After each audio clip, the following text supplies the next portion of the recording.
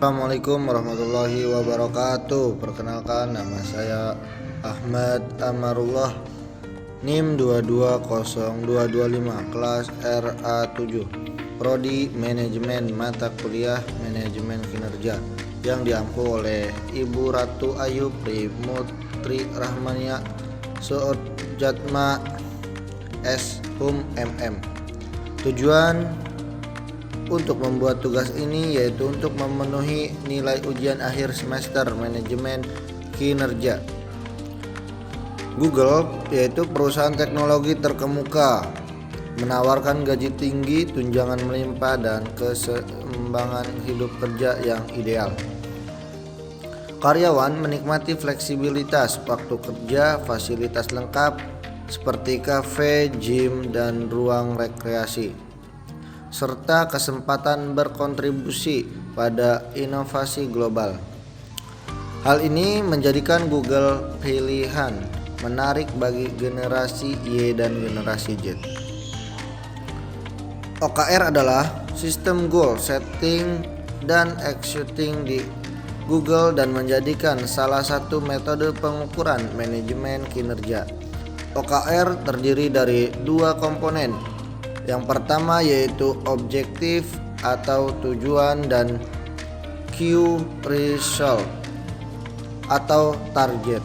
Jadi karyawan dilibatkan dalam menetapkan tujuan dan selanjutnya menyiapkan target dan mengeksekusinya.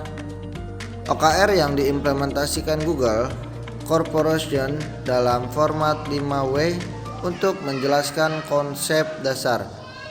Yang pertama, apa itu OKR?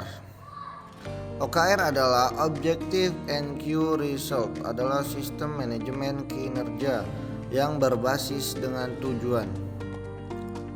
Objektif adalah tujuan utama yang ingin dicapai, sedangkan Key Result adalah indikator keberhasilan yang mengukur apakah tujuan tersebut tercapai.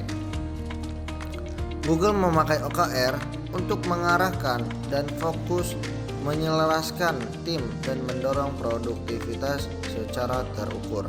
Yang kedua, mengapa Google menggunakan OKR?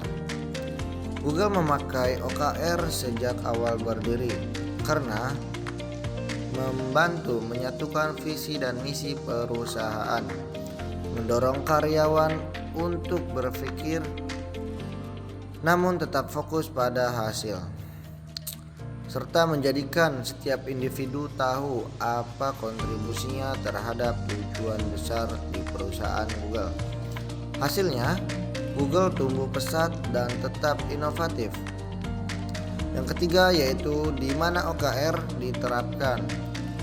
OKR diterapkan di semua level organisasi, dari CEO sampai dengan karyawan baru. Diterapkan di semua departemen engineering, HR, marketing, dan lainnya.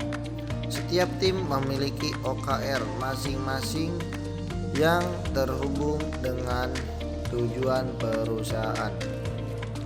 Yang keempat yaitu kapan OKR disusun dan dievaluasi. OKR di Google disusun setiap kuartal 3 bulan. Di awal kuartal penetapan OKR, di akhir kuartal evaluasi pencapaian, dan evaluasinya bukan hanya nilai tapi juga proses pembelajarannya. Yang kelima yaitu siapa yang terlibat. Dalam OKR semua karyawan terlibat dalam OKR. Individu menetapkan OKR pribadinya. Tim menyusun OKR bersama, atasan berperan sebagai coach, bukan hanya penilai OKR. OKR bukan alat kontrol tapi alat untuk tumbuh bersama. Yang keenam yaitu bagaimana cara Google menerapkan OKR. OKR ditulis secara terbuka dan transparansi.